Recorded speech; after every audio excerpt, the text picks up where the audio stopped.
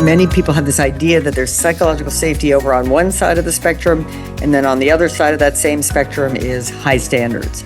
And I like to say, no, those are two different dimensions. They both matter. They both matter a great deal to me. But what you really want is people in a workplace where the people are committed to high standards and feel able to speak up. Welcome to Leadership, the podcast where leadership meets real-world insights. In each episode, you can eavesdrop on exclusive conversations with top thought leaders, best-selling authors, and experts in leadership, communication, relationships, culture, and everything else that shapes your effectiveness in the workplace and in your personal life. Leadership is here for you. Now, here's our host, himself a seasoned coach and best-selling author, Dr. Roger Dean Duncan. Hello, everyone. Thanks for joining us for this episode of Leadership. As some of you have heard me say, we are most effective when we talk so other people will listen, and when we listen so other people will talk, and not necessarily in that order. Call it whatever you wish, but people get along better and produce superior results in an atmosphere of psychological safety. My guest for this episode is a renowned expert in that very subject. Dr. Amy Edmondson is professor of leadership at Harvard Business School and the author of 7 excellent books and many dozens of case studies and academic articles. Dr. Edmondson is known for her pioneering work on psychological safety, which over the past several years has helped spawn an impressive body of academic research in management, healthcare, and education. You want to learn more about psychological safety? Amy Edmondson is a prime resource. Amy, welcome to Leadership. Thank you. It's a thrill to be here. Now, for context, please tell us about your professional activities in those years before you joined the Harvard faculty. Well, right before, I spent 5 years doing a PhD in organizational behavior, and I went straight from that program into the faculty. So I was, at that point, I guess, I'd shifted careers, and I was now firmly pursuing an academic career. All right. But in the 10 years before I began the PhD program, I first worked as an engineer. In the structural engineering realm. I built geodesic domes, working for the renowned futurist inventor, thinker, architect Buckminster Fuller. Loved it, loved every minute of it. After his death, at the age of just shy of 88, I wrote a book about his mathematical work. So I kind of learned to write and to spend a lot of time alone, shall we say. And that ultimately opened me up to the idea that I was part thinker, part teacher, and yet I didn't quite at that time know what my field was. So I went out to search for it, and I landed in an organizational development consulting firm and found myself in and out of large organizations trying to help them be better in some way, shape, or form, and got so interested in it and realized so fully my inadequacy that led me to do the PhD program. I'm just trying to imagine what it was like doing some of that early work with some of the people. It was a lot of fun. Yeah, it was like pure. I mean, I was so lucky. I had education after education and really role model after role model. Now, one of your early research papers had the provocative title of Learning from Mistakes is Easier Said Than Done. What was that research about, and how was it a precursor to much of your later work? Well, it was a study of medical error, and the design of the study was deliberately to look at teams, to address the phenomenon of error and adverse events in hospitals happening partly due to poor coordination, partly due to shift changes or coordination between different roles in the hospital setting. And this is inherently a challenging problem in a context where, every day is new, every patient is slightly different, every situation is slightly different. So without really good teamwork and coordination, there's greater risk, right? So the the idea of the study was to predict error rates as a function of team properties and team effectiveness, which was a good idea. And the surprise finding was that the data suggested that the better teams had higher error rates, not lower error rates, which of course didn't make a whole lot of sense. Right. To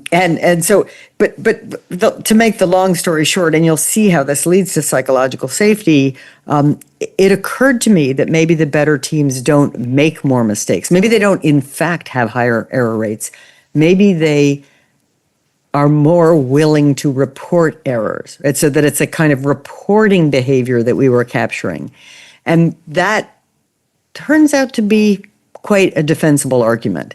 And it led me to this provocative title, Learning from Mistakes is Easier Said Than Done, because many mistakes in the work environment are in the context of other people. And so I began to think about the team and interpersonal dynamics of learning from mistakes. It's one thing for me to make a mistake right here in the privacy of my office. I can, I don't like it, but I can confront it. I can learn from it. But when I'm making a mistake in the presence of higher status others or other colleagues, or when I see them making a mistake in my presence, the first thing I have to do is be willing to speak up about it. And it turns out that's not easy, right? So we can't learn from mistakes if we don't report them, right? If we don't report them, then they're underground. They're not providing that valuable input that we all know is real to help us learn from them. So step one for learning from mistakes is we got to talk about them. It almost sounds as though in some of that early study, you discovered things that you didn't know you were looking for. Almost completely. Yes, sir. Right. I was hoping. I thought it would be a nice little publication. They'd shown a similar phenomenon in an aviation context, and I thought all I have to do is use a validated teamwork instrument, not one I developed, one that existed, and trained medical investigators were collecting the error rates from sort of day-to-day visits to the teams, and all I would do was run the correlations. Oops, lo and behold, the data didn't behave. And so I was looking for a relationship between teamwork and error rates. And what I found instead was a relationship between teamwork and willingness to speak up, which was more interesting. Of course, absolutely. And look what it's led to. Now, you quote Winston Churchill as saying, "Success is stumbling from failure to failure with no loss of enthusiasm." I love that quote. What are people missing if they don't invest the effort to learn from their failures? Well, I think they're missing the opportunity to go on to the successes, right? So the failures contain the seeds of the success in the sense that they contain the lessons. They contain the information about what didn't work, which is invaluable to figuring out what will work, or at least the next experiment that you want to run to see whether it works. So, eventually we get there. And that's for science. All scientists do that for a living. But even, for the rest of us, whether it's, parenting or picking up a new sport or a new hobby, we have to be willing to be bad at it at first, or we'll never get good at it. But you don't just magically get good at it by persisting. You get good at it by learning from the failures along the way. And I guess that's one way of saying psychological safety is important, even if you're the only one in the room. I think that's right, because you have to be willing to confront your own fallibility. Right. So dig a little deeper here. What did your early research about teams reveal about the importance of a climate of openness where people feel free to speak up? So free, in fact, that they're comfortable talking about and learning from their mistakes. It's a really wonderful question, and I'm going to change one word in your question, because which is the word comfortable, and then I'll answer it. So I'm going to change the word comfortable to willing. So instead of they're comfortable talking about and learning from mistakes, which honestly I think we're rarely comfortable about it, but we're willing. Like we're willing and able to do it. So what this early research revealed, well, first of all, was that study where I was blindsided by the data and realized, oh, there seem to be real differences across teams in people's willingness to speak up about mistakes. That's interesting. Maybe in my next study, I should test that idea on purpose, rather than stumbling into it by accident. So Right. I did a next field study in a Michigan manufacturing company, and I studied 52 teams in production, sales, management, and R&D, research and development. And I developed a measure that would assess people's degree of willingness in their team to speak up and their perception of whether other people seem to be forthcoming. It had items like, if you make a mistake in this team, it's held against you, reverse scored. Right. So I developed a pretty robust measure of this interpersonal climate factor that I later referred to as psychological safety, and measured it across teams, very different types of teams, and tested the hypotheses that, first of all, that factor would vary, even though this company actually had a very strong and wonderful corporate culture. And then secondly, if it varies, if psychological safety varies, does it predict learning behavior? And if so, does it predict performance? And the answer to all of those questions was yes, right? It varies, it predicts learning, it predicts performance. So I was able to, with that study, launch a kind of stream of research that looked at psychological safety as an important factor to measure in teams, and started to explore how this might apply in different industry settings and what other desired outcomes it might help predict as well. You write about failing well. What exactly does that mean? Why is it important? You've touched on it, but I love that phrase. Yes, well, thank you. So to me, failing well has two big parts. And I think the first part is more salient or relevant, which is it's the willingness. It brings us back to the Winston Churchill quote, but it's the willingness to experiment in new territory, to try things where you don't know for sure how it's going to turn out, and be willing to tolerate the failures along the way to successes. So failing well means tolerating the failures that have the following criteria. Actually, we should tolerate all failures, but deliberately pursuing failures that have the following criteria. One, it's genuinely new territory. You can't look it up on the internet and get the answer. It's in pursuit of a goal, whether it's a company goal or a life goal. You've done your homework, right? You've taken the time to get whatever background you can get so that you're making a good bet, a good hypothesis. And then finally, the failure, and this is really important, is no bigger than necessary, right? It's just big enough to give us new information, but not so big as to feel catastrophic, to be too expensive, to be dangerous, to be reputationally harmful. So it's a matter of smart risk-taking. That's the key part of failing well. But the other part of failing well, indeed, is preventing preventable failures. Don't mix up the sugar and the salt when you're baking the cookies, right? Follow the recipe. It exists for a reason, right? I'm enthusiastic about best practices when they exist. So, the other part about failing well is being vigilant and thoughtful in familiar territory. I think it's safe to say that best practices are the result of somebody probably having some failures along the way. Exactly. That's how we got, right? That's how we discovered them in every case. In every invention we have, every practice or process we have is the result of some pioneers being willing to fail well. Well, give us an example. Share a story, if you would, either from your research or from experience that captures what learning from failure looks like in action. Scientists, my husband's a scientist. Scientists do this routinely. They do this for a living. My husband, George, I've asked him, what % of failures in his busy lab what percent of experiments end in failure?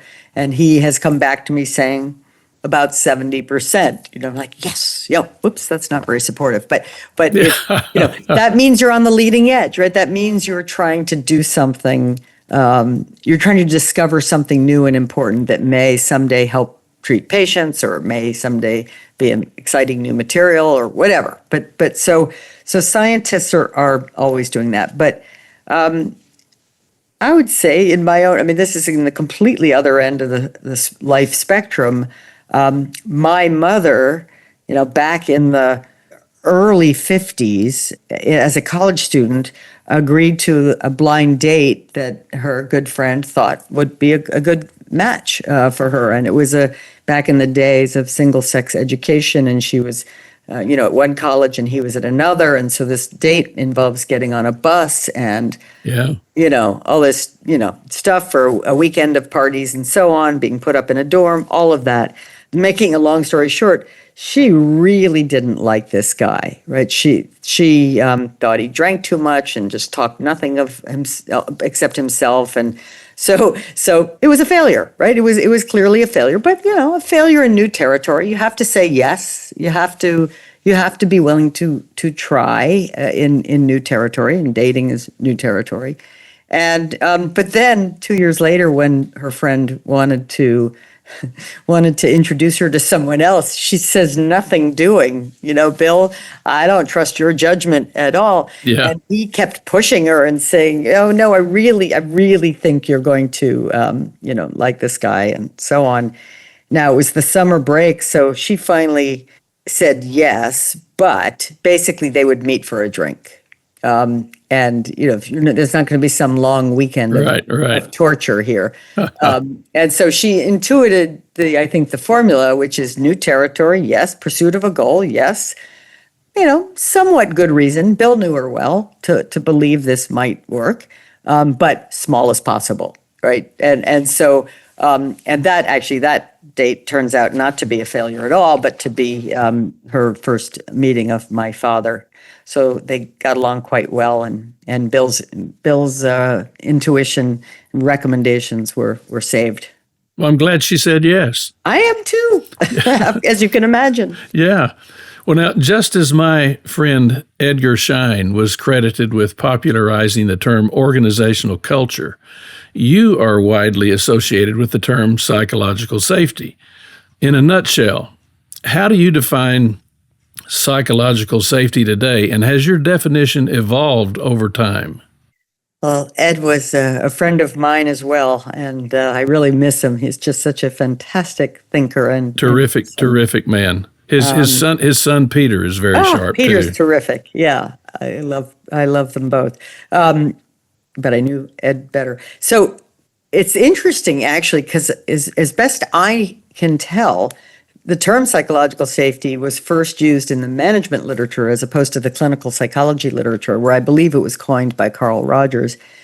It was first used in the management literature by Ed Schein and Warren Bennis in a 1960s book on organizational change, which is kind of fun. But what I did was show, as I described earlier, that it really lives, psychological safety at work really lives at the team level of analysis, that it varies substantially across teams. And how I defined it, how I thought of it in those early days was as a sense, just a palpable sense of interpersonal risk.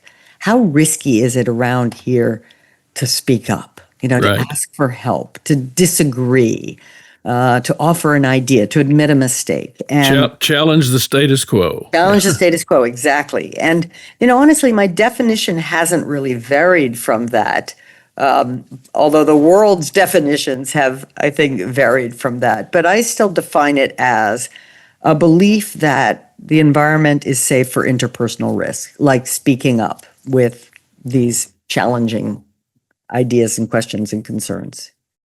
So what are some common misconceptions that leaders have about psychological safety? But probably the number one misconception is that it's about being nice or having people feel comfortable all the time. And that's why I challenged that word in one of your earlier questions. Right. Because it's really not about, learning is uncomfortable. It's willingness. Yeah, and feedback is uncomfortable. There's so many things at work that are uncomfortable, but we do them anyway. And that's good, right? That's a feature, not a bug. Sure. And so, this idea, and managers understandably are worried about taking seriously a concept that says everyone's supposed to be comfortable, right? This is Right. work. Yes, So yes. so that's probably the most important one. And also being nice being nice often means don't say what you really think. Like, it wouldn't be nice. So that's not it. It's permission for candor, if you will.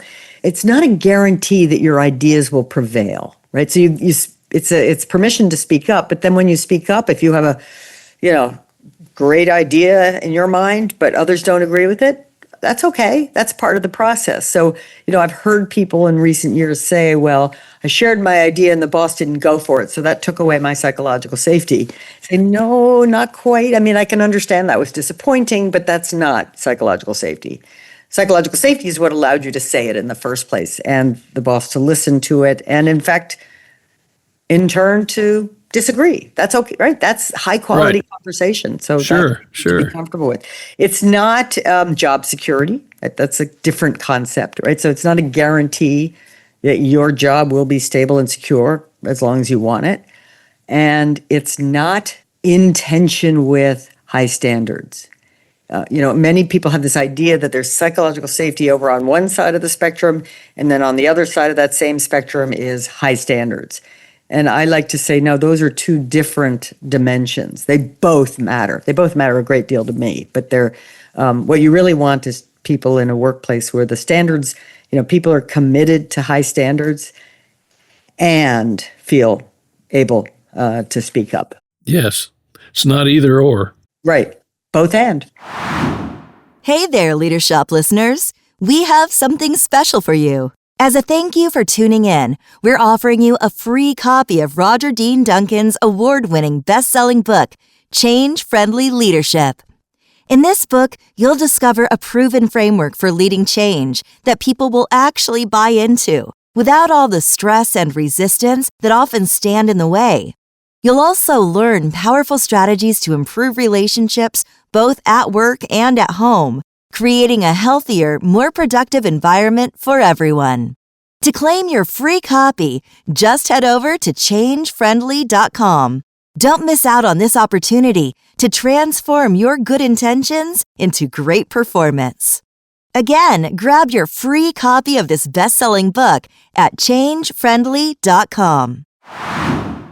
So, how do you recommend organizations assess or measure psychological safety in a meaningful way, not just with surveys, but through observable, repeatable behaviors? It's a great question. And thank you for taking off the table the option to say, just get a survey, you're done.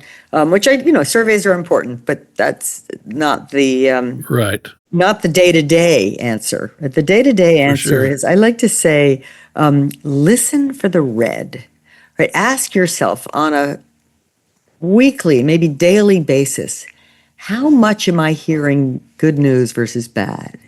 Disagreement versus agreement, or I need help versus, all's well, and, success versus failure. And if you're hearing a lot of green, a lot of success, a lot of all's well, you'll have had a better week. Right. But it might not be the full story. Like we're operating in enormously uncertain, complex times, and you can be sure that there's a lot of red, but you can't be sure that you're hearing about it. So I think the sort of the way you assess psychological safety informally is you just start to routinely assess the ratio of good news and bad, and then.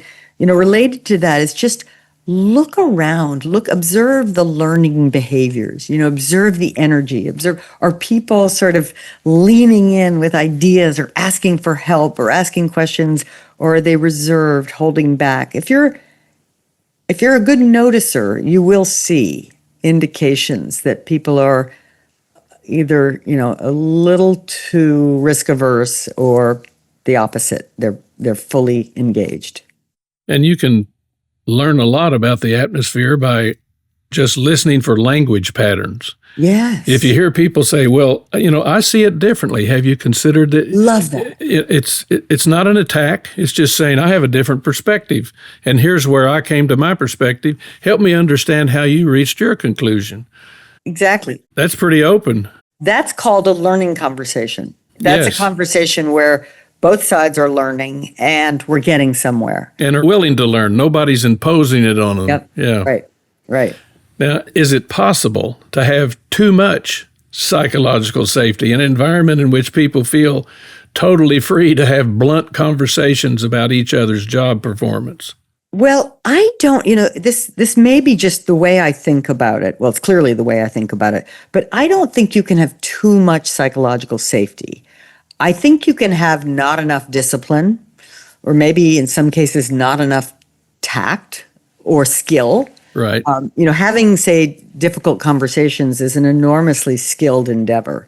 And you just illustrated some of those skills a minute ago. You said, I see it differently, and I'd love to learn more about that, right? Those are interpersonal skills that are invaluable in an uncertain world. So, many times people think about, okay, the way we're going to rein in the bluntness is just enough fear. Right? And I say, well, I can think of better ways to do it. Right? I like Deming's notion of drive fear out of the organization because it's in tension with learning, and we need learning.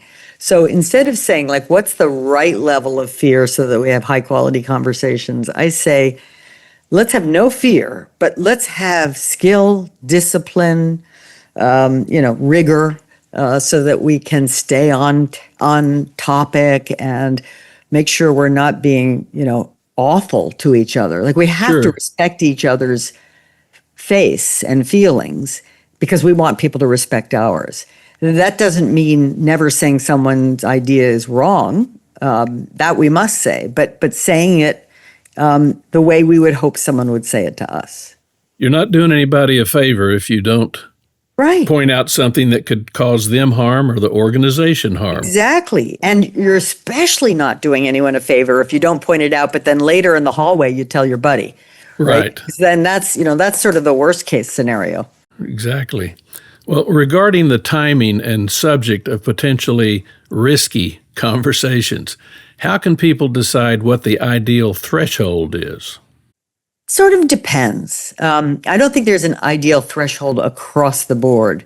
But, if you are in a factory scenario and someone's about to do something that could lead to their or someone else's harm, their ideal time is immediately, right now, this second. Right? You stop. You stop the unsafe action. If you've been noticing a pattern of behavior in a meeting, maybe someone's dominating the meeting or something like that, and you've noticed it over time, you now have to make a mental note to schedule a conversation with that person and just give them your feedback coming from your observations, get their thoughts, and coach them to be more effective, because after all, that's what they want also. Right. So the ideal timing and the ideal threshold is going to be a judgment call. Sure. Well, now in the safest and most productive work cultures I've seen, leaders initiate explicit conversations and even training on how to have potentially uncomfortable or risky conversations. Is that your experience? Absolutely. No, I these days, I think very few things, trainings, opportunities are as important as that. I think in today's world, we are one high quality conversation away from success or away from failure, right? If we don't have them, we're at risk. If we do have them, we're better off. So there are few skills more important than sort of facilitation skills, feedback skills, high quality conversation skills. And the organizations that recognize that and make sure to put in place some training, some structures, some supports are really better off. Clarify expectations. Mm-hmm. When I've helped new teams establish their team culture, I've typically told them the first conversation you need to have is about the conversations you're going to have. Right. Come to some agreement, and that seems to help if they do it up front rather than later. Absolutely. Set the stage. Exactly. So what effect does psychological safety have on ingenuity, problem solving, innovation, and diversity of thought? Positive.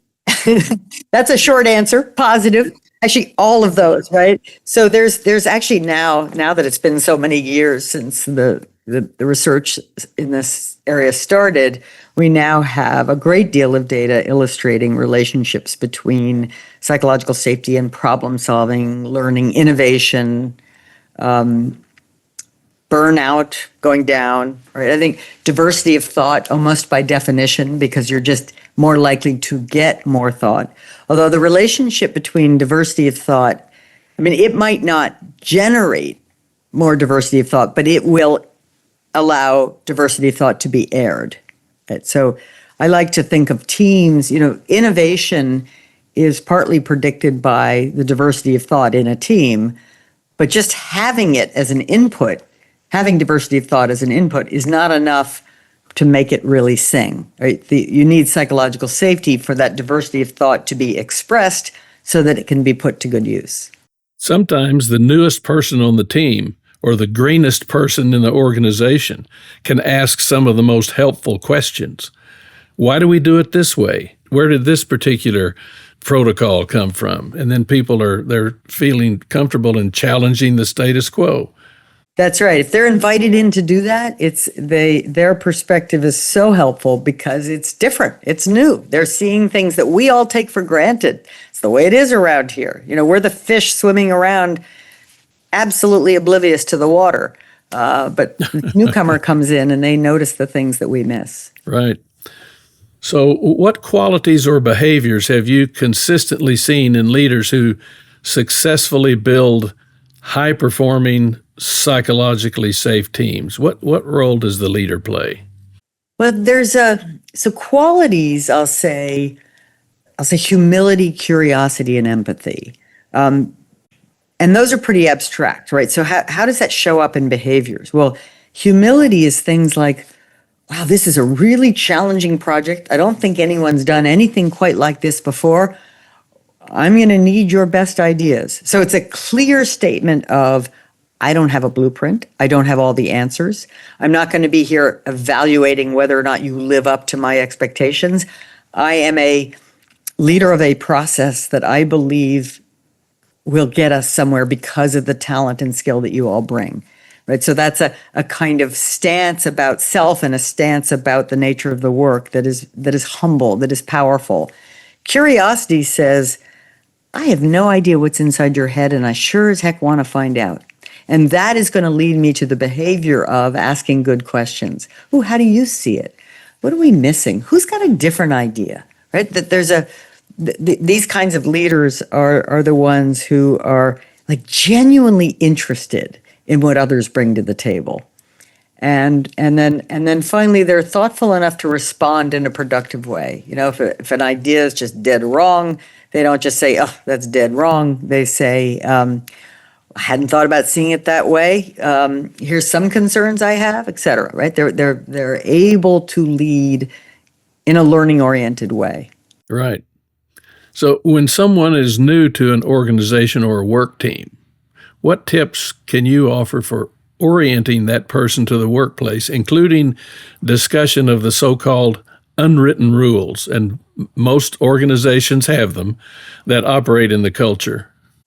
I think unwritten rules is a great, it's hard, right? Because it's hard for some of us forgot what the unwritten rules are because they're unwritten and we take them for granted. Right. But I think it's worth, when you have someone new coming in, probably the most important thing they need to know is where are the boundaries. We don't want to over-specify their behavior within the boundaries, but we want to help them not go beyond the boundaries. So what are the boundaries of conduct? What are the boundaries of explicit rules? I mean, it goes without saying that the law is one, but are there codes of interpersonal conduct that we adhere to here, right? That, in some organizations, maybe it's perfectly fine to yell at a colleague. Maybe we don't do that here. So being as clear as you can about where not to go is a great invitation to then have fun experimenting within those boundaries. So I think that's a really important place to start. And then you may want to do the rest in a sort of collaborative way, because just like the newcomer sees things that we miss, you might early on in someone's time, the first week or so, ask them what they notice. What are you noticing that's different or puzzling or odd? And Right. then they'll tell you, and then you can explain how it came to be, or you can say, oh, that's interesting. That's something we fell into, and maybe we should challenge it, right? So you can have a little bit of a conversation. So rather than it being an entirely, we want to socialize you to act just like us, we kind of want to meet somewhere in the middle that may be even better. My mind is just swirling, thinking of experiences where I've observed this and how people, they're new to the team, and somehow they feel safe enough, at least tentatively so, to point out things that the people who had been there for years, they'd become oblivious to it. Right. And in some cases, those things were harmful. They were harmful to safety, not just psychological, but physical safety. And those conversations need to happen constantly. And I'm also thinking about the importance of having these kinds of conversations in our personal lives, especially in marriages. Absolutely. And a lot of people, I think, miss the boat on that, and that's too bad. They suffer the consequences. Yes, indeed. We have to stay curious and stay attentive and stay learning oriented. Sure. Now, you rightfully point out that one doesn't have to be the boss to be a leader. Elaborate on that a little bit. It's certainly true. Yeah, I think of, leader, often that refers to a formal role, but leadership is an activity. And it's an activity that where anyone can engage in when they're in the sort of process of trying to make things better, right? So trying to influence others in a positive way. So if I am the newest hire, or I'm a team member, I don't even need any direct reports at all, and I point out a flaw in an idea, or I ask a colleague a really, truly genuine question, I'm exercising leadership because I am helping make our work better. And so I shouldn't, the temptation or the natural behavior, I think, for most of us is to sort of not speak unless spoken to, to hold back unless someone explicitly invites you in. But in fact, you can, and I believe should, exercise leadership from any role when you see something, because it's so likely that you're seeing something that others have missed, and it could be valuable.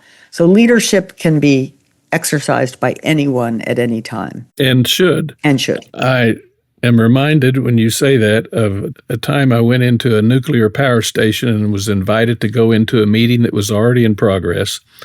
And there were maybe 15, 20 people in the room around this very large table having a very lively conversation about some safety issues, not psychological safety, but physical safety that could kill people. And virtually everybody around the table had something to say. And I noticed that they were saying, well, Bob, I don't really see it that way. Have you considered this? I mean, they were practicing all these things we've talked about. And when the discussion was over, I asked my host, who's the team leader? I couldn't tell. They said, well, wow. Tom over here he's technically the team leader. Well, he wasn't sitting at the head of the table. He didn't dominate the conversation. Wow. He asked questions occasionally, and frequently his questions would be something like, well, have we considered this? What about that? I love that. That's leadership. Leadership by a leader. Absolutely, yeah. Not always the case. I mean, sometimes leaders are doing all the talking and leadership is the art of harnessing the efforts of others, not of showing off. Sure, and I'm sure I've certainly seen instances where in a meeting, the leader says something at the very beginning, and he might as well just say, nobody else's opinion matters. You're welcome to talk if you want, but it's not going to matter. Exactly. Yep. And that's a shame. It's a shame, and it can be sometimes catastrophic. Absolutely. Now, if you could give one piece of advice to first-time team leaders who are determined to help their people thrive in the workplace, what would you tell them? I think it's really to show up as a learner. And it's hard to learn if you already know. And so you have to force yourself to show up as a learner, show up curious, show up passionate and fired up about the opportunity that the team has, but equally passionate about inviting other voices in. I think that's the most important thing. It's that mindset. It's that starting point. Amy, I think that could be the title to your next book, Show Up as a Learner. I'm absolutely serious. Cool. There's so much that could be said about that, and you are the person who could say it best. Well, thank you so much for your time. This has been a great conversation. We appreciate your illuminating psychological safety in such a clear and thoughtful way. I'm certain that our leaders have gleaned a truckload of practical takeaways that they can use to create safer, more effective workplaces. It's been a pleasure to have you, Amy, as our guest on Leadership. For those of you who would like to dig deeper into what we've discussed on this episode, I refer you to Amy's website. It's amycedmondson.com. That's Amy C. Edmondson, EDMONDSON.com. And to grab a free copy of my book, Change Friendly Leadership, go to changefriendly.com. That's changefriendly.com.